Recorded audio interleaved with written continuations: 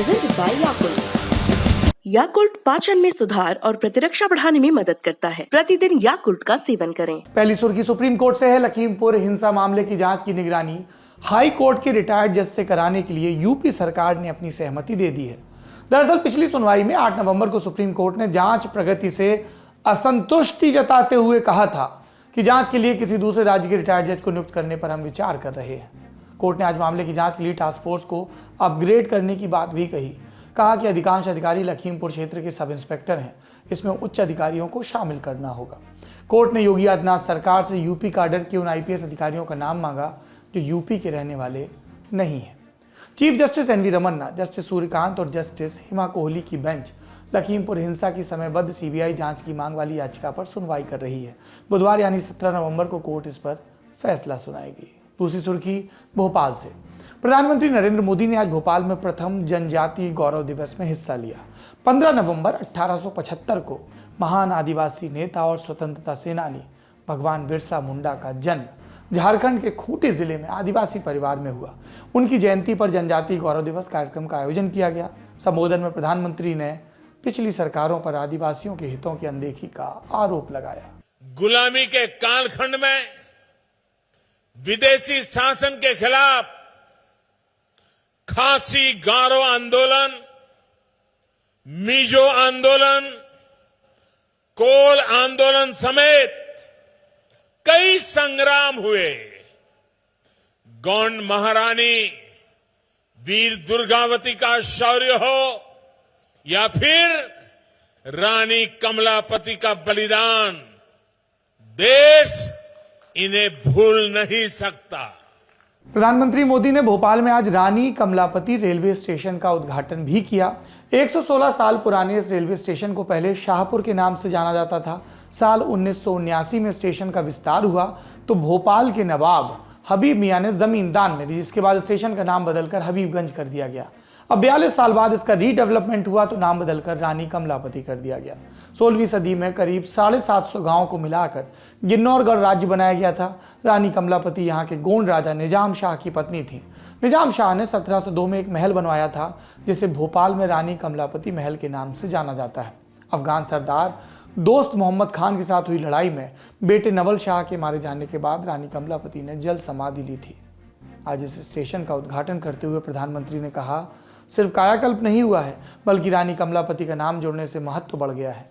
भारत कैसे बदल रहा है, आगे बढ़ रहा है, इसका उत्तम उदाहरण भारतीय रेल है। देश का पहला पीपीपी मॉडल आधारित रेलवे स्टेशन देश को समर्पित किया गया है।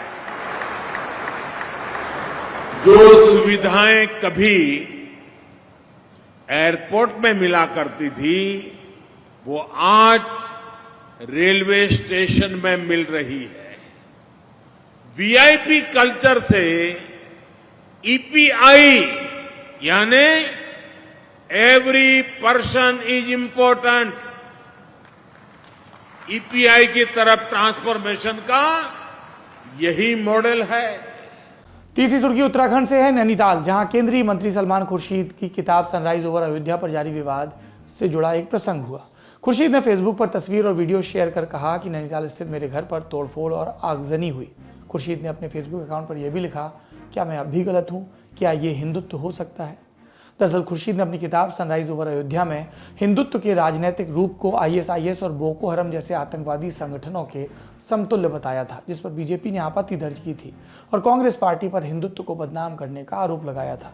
खुर्शीद ने सफाई में कहा था कि उन्होंने हिंदू धर्म की तारीफ की है। बीजेपी समर्थक धर्म का दुरुपयोग करते हैं, इसलिए वे उन्हीं की तरह हैं जो इस्लाम का दुरुपयोग करते हैं। शो में आखिरी सुर्खी उन हस्तियों के बारे में जिनका देहांत हो गया।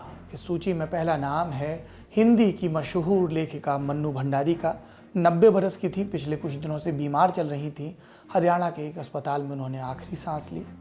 मन्नू भंडारी, जिनके आपका बंटी पर कई चर्चित काम हुए, कई कोर्सेज का हिस्सा है। यही बात उनके उपन्यास, राजनीतिक उपन्यास महाभोज के लिए भी कही जाती है। उनकी कहानियों पर फिल्में भी बनी, जैसे रजनीगंधा, जो काफ़ी मशहूर फिल्म है। एक शानदार प्रयोग भी किया मन्नू भंडारी और उनके संपादक और कहानीकार पति राजेंद्र यादव ने। दोनों लोगों ने एक उपन्यास लिखा था जिसका एक चैप्टर मन्नू लिखती थी और एक चैप्टर राजेंद्र। इस उपन्यास का नाम था 1 इंच मुस्कान।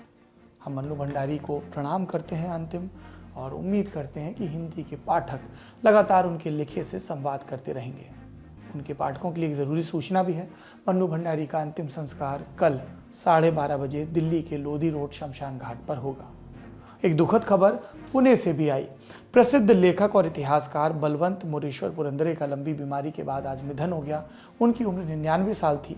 उन्हें शिव शाहीर बाबा साहेब पुरंदरे के नाम से भी जाना जाता था। उन्होंने 1980 के दशक में छत्रपति शिवाजी महाराज के जीवन पर आधारित नाटक जनता राजा लिखा और निर्देशन किया। बाबा साहेब पुरंदरे की सबसे प्रसिद्ध रचना शिवाजी की जीवनी थी, जिसका शीर्षक राजा शिव छत्रपति था। उन्होंने 1952 में 30 साल की उम्र में से लिखना शुरू किया और 1956 में प्रकाशित करवाया। उन्होंने शिवाजी और अन्य ऐतिहासिक विषयों से संबंधित कुल 36 पुस्तकें लिखी। उन्हें 2019 में भारत के दूसरे सबसे बड़े नागरिक पुरस्कार पद्म विभूषण से सम्मानित किया गया था। उनकी भी स्मृति को प्रणाम।